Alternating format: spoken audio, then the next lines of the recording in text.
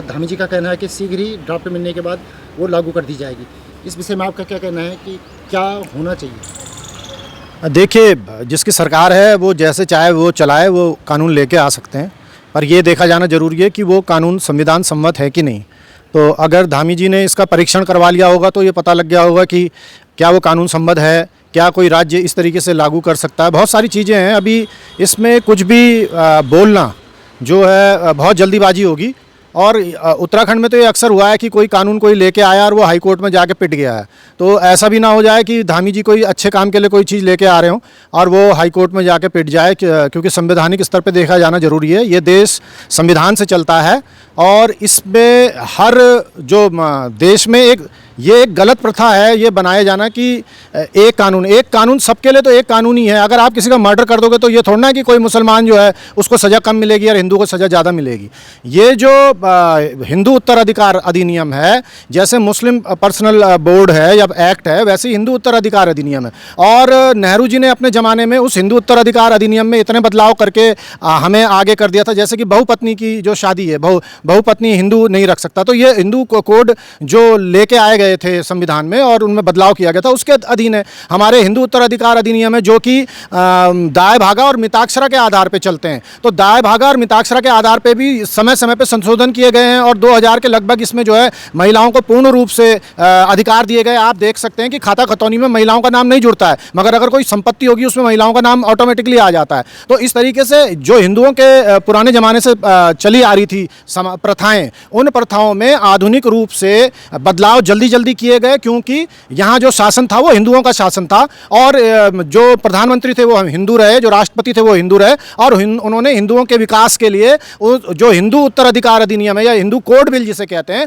उसमें बहुत ज़्यादा संशोधन किए हैं। तो हम अगर आज से 100 साल पहले चले जाएंगे तो हम ये देखेंगे कि हिंदुओं के कई ऐसे कानून जो कानून नहीं थे, जैसे कि बहुपत्नी विवाह जो है, तो वो आज की डेट में हम देखते हैं कि असंगत है, पर उस जमाने में था, संगत था। हमारे पहाड़ में आज भी अगर हम अपने दादा परदादाओं के रिकॉर्ड देखेंगे तो 2 या 3 हमारी दादियाँ रही हैं और आज भी कई जगह के 2 पत्नियाँ रही हैं। और उसका कारण ये था कि हमारे पहाड़ की विषम भौगोलिक परिस्थिति थी और एक पत्नी से घर के और खेती के दोनों के काम नहीं संभाले जाते थे। और जो हमारे पूर्वज थे वो ज़्यादातर कमाने के लिए बाहर रहते थे, गोरखा राइफल्स में, इसमें उसमें बाहर चले जाते थे और घर को संभालने के लिए औरतों की ज़रूरत पड़ती थी। और आप देख सकते हैं कि जो हमारा उत्तरकाशी वाली साइड है वहाँ तो आज भी पांडव प्रथा है। तो ये जो पांडव प्रथा चली आ रही है, अब आप हिंदू जो ये यूनिवर्सल कोड लेके आ रहे हैं उसमें हमारे उन लोगों का क्या होगा, उस समाज का?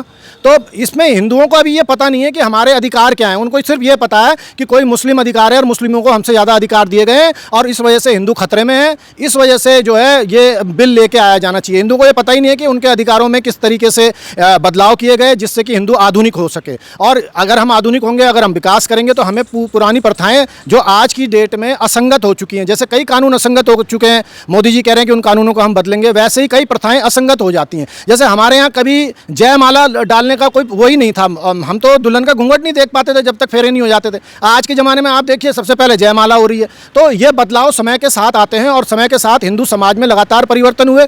चूँकि यहाँ हिंदू ही शासन कर रहे थे, इसलिए उन्होंने हिंदुओं के उत्तराधिकार में, अधिकार में लगातार जो है बदलाव कर दिए, जिसका कभी कोई विरोध नहीं हुआ। लोगों को पता नहीं लगा कि हमारे अधिकारों में बदलाव हो गए हैं। जो महिला वाला जो बदलाव हुआ है, जो उनको अधिकार दिए गए हैं ससुराल की संपत्ति में भी और मायके की संपत्ति में भी, वो हाल ही में हुआ है। पर आधे से ज़्यादा लोगों को नहीं पता, आधे से ज़्यादा महिलाओं को नहीं पता है कि इस तरीके का कोई बदलाव हुआ है। तो ये समझने वाली बात है। ये इतनी आसान बात नहीं है कि आप केवल एक समाज विशेष के खिलाफ एक चीज़ प्रचारित करके लेके आओ और ये कहो कि हम जो है सिविल कोड लागू करेंगे। ये देखने वाली बात है कि कौन सी विसंगतियाँ हैं जिनको दूर हर समाज में किया जाना चाहिए और वो कौन सी पद्धति। आप जैसे हिंदू उत्तराधिकार अधिनियम में हमारे को ये अधिकार है कि जो पूर्वजों से हमारी संपत्ति प्राप्त की गई है वो संपत्ति कोई भी हमारे में से कोई भी सह खातेदार बाहर वाले को नहीं बेच सकता है। तो क्या हिंदू जो ये सिविल कोड लेके आ रहे हैं उसमें ये है कि हमारे पूर्वजों की संपत्ति पे हमारा ही अधिकार है, जब तक हम नहीं चाहेंगे वो बिक नहीं सकती?